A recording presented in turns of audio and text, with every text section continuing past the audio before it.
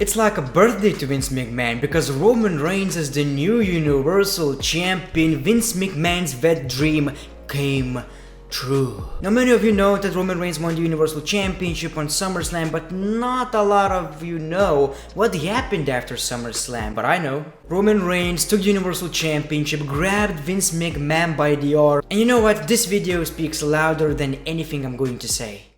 From your little make back in Boulder, we ain't never getting older.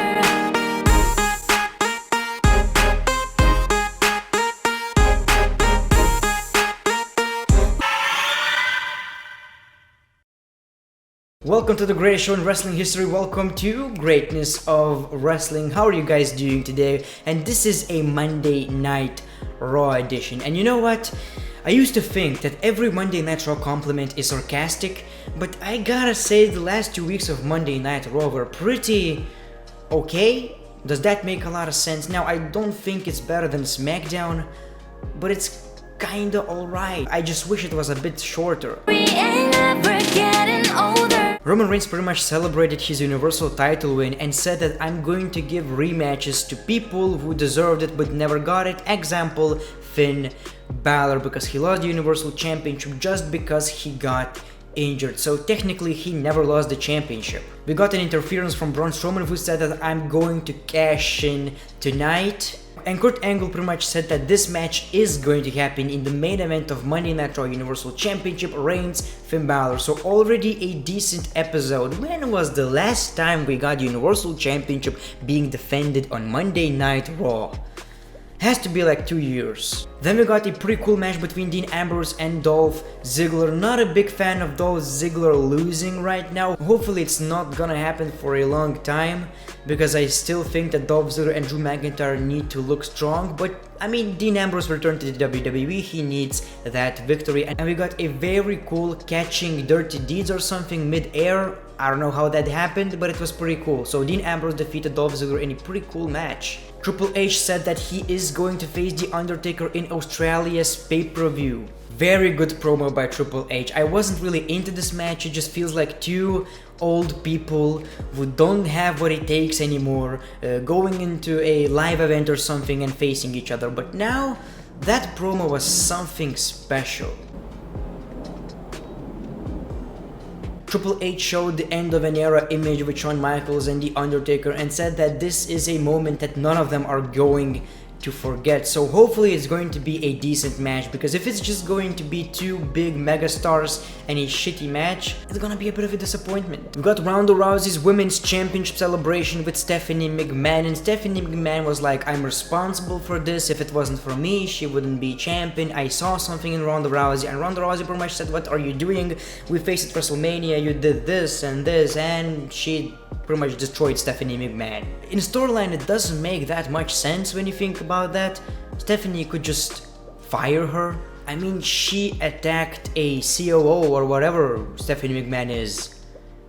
I don't understand it, but instead of that, she actually changed a general manager. So somehow because of that, Kurt Angle is responsible for this. He's not doing his job, and now the general manager, the new general manager of Monday Night Raw, is going to be the bald guy, Constable Baron Corbin. Mr. Acting. Yes, Mr. Acting. Hey, I'm a new general manager. You're going to face him in a Hell in a Cell match because that is a very big match. And then at the main event we got this Finn Balor versus Roman Reigns match, a very cool one. I really enjoyed it. The only problem, I guess, is the predictability, because we all know this is not gonna end in no BS. We know someone is going to interfere and then Roman Reigns is either going to win or someone is going to get disqualified, and this is exactly what happened during this match. Braun Strowman interferes, everyone is distracted, spear to Finn Balor, 1, 2, 3, Roman Reigns retains the championship, then Braun Strowman wants to cash in, referee is about to ring the bell, but then we hear the Shield's theme song. They just pretty much nailed the out of Braun Strowman, which is something that I don't understand. So the Shield comes back to the WWE, the group. Dean Ambrose and Seth Rollins attack Braun Strowman along with Roman Reigns. Basically 3 people on one, powerbomb through the announce table. How are these people baby faces? Braun Strowman has a right to cash in, right? So Is Braun Strowman a heel? Are the Shield heels right now? Is everyone just a babyface? I don't understand it, but I think that's an obvious one in WWE's eyes. All of them are babyfaces. And at the end of the show, we got a confirmation that yes, the Shield are reuniting. Now, I'm not really pumped up for this, and hear me out. I don't care. I just think that it's way too early to bring them back. I think it was too early in 2017 to bring them back because it wasn't such a long time ago they actually split. And the previous Shield reunion was such a disaster. One superstar gets injured, another gets injured, then we have the Seth Rollins and Jason Jordan situation, so that was terrible. Hopefully this is gonna make up for it, because this is a reunion that I probably want to remember. Not the last one. The last one was just garbage. But the biggest positive that people really don't understand in this Shield reunion is Dean Ambrose's heel turn. Just imagine that. If Dean Ambrose attacked Seth Rollins at SummerSlam, yes, cool, heel turn. But if that's going to be a Shield reunion for like a month or 2 months, and then we have a situation where it's an Extreme Rules match or something, everyone is with a chair, it doesn't matter. What needs to happen is Dean Ambrose steel chair into the back of Seth Rollins and then Roman Reigns, because why not? Just imagine him repeating the same thing, and then we hear a promo of Dean Ambrose pretty much saying that I never forgave you, I was just waiting for a moment to strike. You even betrayed me the second time when you won the tag team championships with Jason Jordan and didn't care that I was injured, or something like that. Basically, there are a lot of reasons for Dean Ambrose to betray Seth Rollins. People are saying that it doesn't make any sense. The dude just betrayed his brothers with a steel chair. Roman Reigns, Dean Ambrose, every heel turn makes sense right now. So I don't talk about the crappy things that happen on Monday Night Raw. I always talk about the highlights. I think that's the only way I can do Monday Night Raw and SmackDown Live reviews. And I hope that you guys enjoy it. Now, it was a decent Monday Night Raw. I think it was like 6.5 out of 10 because there were a lot of good moments. But if you would watch that show for 3 hours, not the best experience. We ain't never getting older. The Miz accuses AJ Styles of damaging the WWE Championship. In an interview with Sky Sports, Miz was asked if WWE Championship has lost value in 2018. Don't you? Name a time it's been in the main event. Why is it not in the main event? If the Universal Championship is on the card, why is that title not in the main event? Back when I was first starting in WWE, there was not a pay-per-view that didn't have the WWE Championship or World Championship in the spot. Miz continued by saying that he would return the WWE Championship to its glory, unlike AJ Styles, who, according to The Miz, is guilty of costing. 100%, I will make sure that everyone knows that this title belongs in the main event. I'll make noise. I know how to make noise. I really do. I'm really good at it. And sometimes I feel like AJ Styles just coasts. I mean, he's great in the ring, one of the best performers that WWE has ever had. He's the longest reigning WWE champion, but I feel like I can elevate that title more than he can, said The Miz. I'm not quite sure if he was talking in kayfabe or not. It quite feels like he's in both. You know, The Miz and Mike Mizanin at the same time. There's a lot of truth to that, and I love that Miz is speaking out about it. I was really mad that at SummerSlam, WWE Championship match went before Baron Corbin and Finn Balor. This is absolutely ridiculous.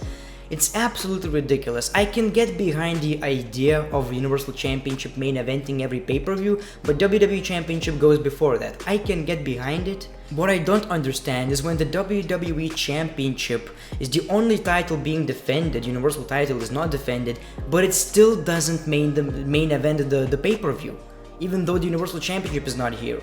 So it pretty much says that WWE Championship is not that valuable.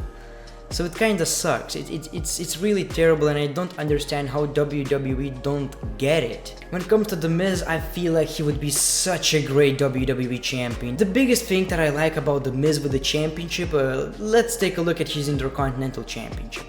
He talks like the championship is everything to him. He makes sure that you know that this championship means a lot in the WWE. People say actions speak louder than words. In The Miz's case, it's both. It's kinda both. And AJ Styles is a great performer, one of my favorites of all time, but I kinda agree.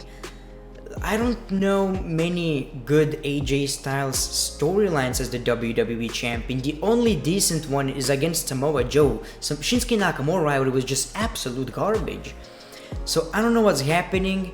It's not entirely AJ Styles' fault, but we kinda need a change, and I think The Miz as the WWE champion is a change that we need. We ain't never getting older. We're also getting a special edition of SmackDown Live tonight. Tomorrow night SmackDown Live will have matches like Randy Orton vs Jeff Hardy, WWE Tag Team Champions the Bludgeon Brothers vs The New Day in a no disqualification match. Becky Lynch will explain her actions. AJ Styles is also scheduled to appear on the show. The biggest thing that I'm excited about is Randy Orton vs Jeff Hardy.